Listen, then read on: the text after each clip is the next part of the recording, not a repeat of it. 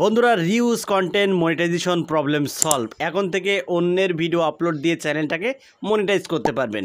বন্ধুরা কিছুদিন আগে পর্যন্ত যে আপডেটটা ছিল ইউটিউবে অন্য কারোর ভিডিওর ক্লিপ যদি নিজের চ্যানেলে ব্যবহার করা হতো তাহলে কিন্তু একটা প্রবলেম ছিল, অর্থাৎ ক্লেম বা কপিরাইট স্ট্রাইকের একটা ভয় ছিল। কিন্তু ফাইনালি ইউটিউব এই আপডেটে কিন্তু জানিয়ে দিয়েছে বন্ধুরা এখন থেকে আর কোনো ভয় নেই, আপনারা চাইলে অন্যের ভিডিও আপনার চ্যানেলে আপনি ব্যবহার করতে পারেন, কোনো রকম সমস্যা হবে না। তো কিভাবে এই কাজটি করবেন আজকের এই ভিডিওতে আপনাদেরকে দেখিয়ে দেব।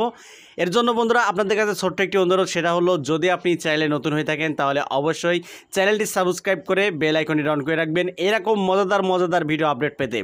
আর যদি আপনি একজন কন্টেন্ট ক্রিয়েটর হয়ে থাকেন তাহলে ভিডিওটি না টেনে শুরু থেকে শেষ পর্যন্ত দেখার জন্য অনুরোধ করছি। তো কিভাবে আপনারা অন্যের ভিডিও ব্যবহার করবেন আপনার চ্যানেলে, ঠিক আছে?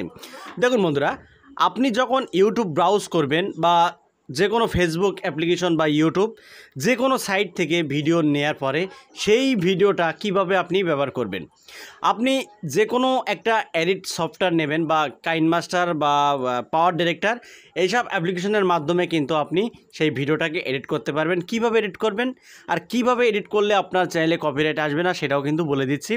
তো বন্ধুরা আপনাদেরকে যে কাজটা করতে হবে সেটা হলো প্রথমত ওই ভিডিওর যে সাউন্ড সেই সাউন্ডটাকে আপনাদেরকে মিউট করে ফেলতে হবে, অর্থাৎ বন্ধ করে ফেলতে হবে। ওই ভিডিওর সাউন্ড থাকলে কিন্তু হবে না। যদি আপনারা সেই ভিডিওর সাউন্ডটাকে রেখে দেন তাহলে কিন্তু কপিরাইটের একটা ভয় রয়েছে, কিন্তু ওই ভিডিওর সাউন্ডটাকে যদি আপনারা মিউট করে দেন, ঠিক আছে, তাহলে কিন্তু কোনো সমস্যা হবে না।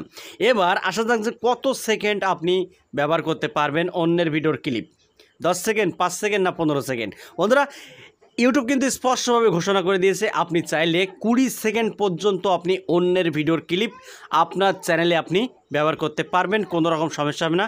কিন্তু ওই ভিডিওর সাউন্ড যেন অফ থাকে, ওই ভিডিওর সাউন্ড যেন অফ থাকে, তাহলে আপনি 20 সেকেন্ড 30 সেকেন্ড পর্যন্ত ব্যবহার করতে পারবেন, কোনো রকম সমস্যা হবে না। আর যদি আপনি সাউন্ড সহ যদি ব্যবহার করতে চান তাহলে 10 সেকেন্ড পর্যন্ত আপনি ব্যবহার করতে পারবেন, তার অধিক বেশি কিন্তু আপনি ব্যবহার করতে পারবেন না। যদি ব্যবহার করেন তাহলে কিন্তু ইউটিউব আপনার বিরুদ্ধে অ্যাকশান নেবে, এমনকি আপনার চ্যানেলে ক্লেম পর্যন্ত বন্ধুরা আসতে পারে। এবার আসা যাক যে অন্যের ভিডিও আরও কিভাবে আপনি ব্যবহার করবেন খুব সহজে। দেখুন, আপনি যে ক্রিয়েটিভ কমন্সের আন্ডারে যে ভিডিওগুলো রয়েছে সেই ভিডিওগুলো চাইলে কিন্তু আপনি আপনার চ্যানেলে আপলোড দিতে পারেন, ঠিক আছে?